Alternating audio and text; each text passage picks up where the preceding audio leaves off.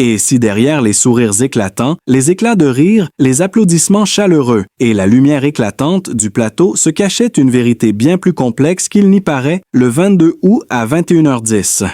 TF1 promet de fêter en grande pompe les 15 ans des 12 coups de midi, une émission devenue culte pour des millions de Français. Mais derrière ce bel anniversaire, une atmosphère étrange semble planer, un frisson imperceptible traverse les coulisses, alors que les projecteurs s'allument un par un, car cette soirée que beaucoup attendent, comme un moment de pure nostalgie et de divertissement, pourrait bien être le théâtre d'un affrontement silencieux de règlements de comptes discrets de retrouvailles qui n'ont rien d'innocent. Jean-Luc Reichmann, figure rassurante et indétrônable du programme, semble vouloir réunir tous ces champions les plus mythiques, ceux qui ont brillé par leur intelligence, leur charisme et leur mémoire, mais aussi ceux qui n'ont jamais eu droit à leur revanche, ces fameux chouchous qu'on croyait oubliés. Vont-ils réellement venir pour le simple plaisir du jeu ou cherchent-ils autre chose, une seconde chance, une réparation, une révélation?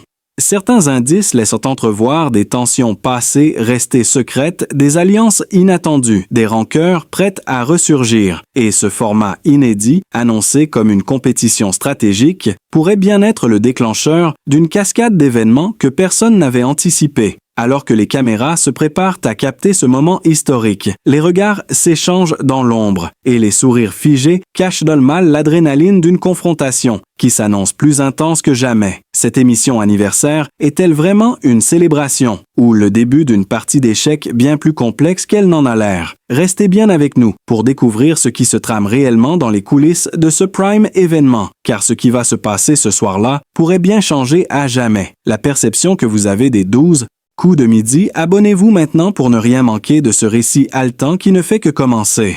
Le choc est venu dès les premières minutes de l'enregistrement, alors que les caméras n'étaient pas encore toutes braquées sur le plateau et que l'ambiance semblait détendue. Un murmure a commencé à se répandre parmi les membres de l'équipe technique. Un des chouchous les plus attendus venait d'annoncer qu'il refusait de jouer avec le maître de midi, qui lui avait été attribué une décision incompréhensible sur le moment, mais dont les raisons allaient bientôt ébranler l'équilibre même de cette soirée censée célébrer 15 ans d'unité et de bienveillance. Ce candidat autrefois adoré du public, connu pour sa gentillesse et sa modestie, a soudain révélé, face aux producteurs et à Jean-Luc Reichmann, un incident survenu des années plus tôt et qui n'avait jamais été évoqué publiquement, une altercation hors caméra entre lui et ce fameux maître, un conflit enfoui dont personne ne voulait parler, mais dont les blessures semblaient encore vives et brûlantes. Cette révélation a jeté un froid immédiat dans les coulisses, mais le plus troublant était à venir, car dans les documents préparatoires remis aux candidats, certains détails laissaient entendre que les binômes avaient été définis non pas au hasard ou par stratégie, mais dans une logique volontairement explosive, presque provocatrice, comme si l'on avait cherché à raviver certaines tensions oubliées pour alimenter le spectacle sous couvert d'un simple jeu.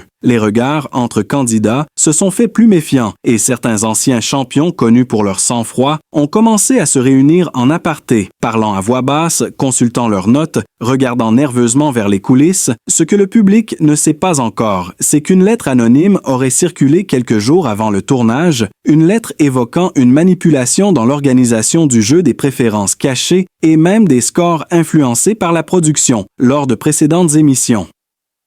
Cette lettre que certains qualifient de délire d'un ancien participant frustré a pourtant été prise très au sérieux par plusieurs figures emblématiques qui ont exigé en privé que certaines séquences du Prime soient enregistrées en continu sans interruption ni montage, un geste rare pour une émission aussi millimétrée, mais qui révèle l'état de méfiance grandissant au fil des heures. Et puis, il y a eu ce moment glaçant pendant les répétitions lorsqu'un autre ancien maître, pourtant réputé pour sa loyauté et son calme, a quitté le plateau en plein briefing murmurant simplement « Je ne peux pas jouer à ça, pas cette fois, pas avec eux ». Une caméra de sécurité aurait capté une dispute houleuse entre lui et un membre de la production dispute dont le contenu reste flou, mais qui aurait porté sur la promesse d'un rôle central dans l'émission non tenue. Les témoignages divergents, certains parlent de trahison, d'autres de pression psychologique. Mais une chose est sûre, ce prime anniversaire est en train de virer au cauchemar pour ceux qui espéraient une simple célébration derrière les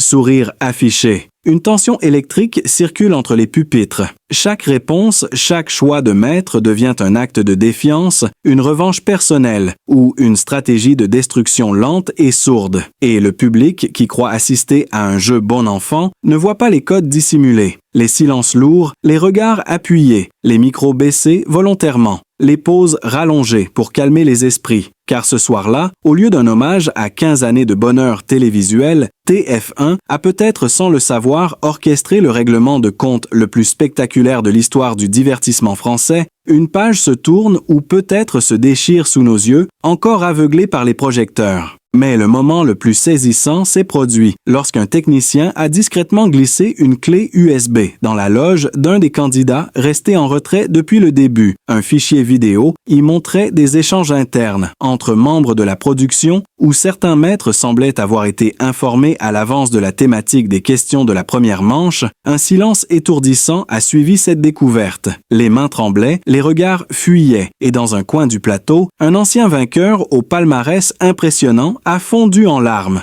Sans un mot, la trahison n'était plus une hypothèse, mais une déflagration intime, une fracture brutale, dans la confiance accumulée pendant 15 ans. Alors que la caméra principale lançait le générique, une rumeur s'est répandue comme une traînée de poudre. Certains allaient parler ce soir en direct, sans filtre, sans accord préalable, sans peur. Les vérités étouffées allaient peut-être enfin exploser à l'antenne sous les yeux de millions de téléspectateurs. Incrédules.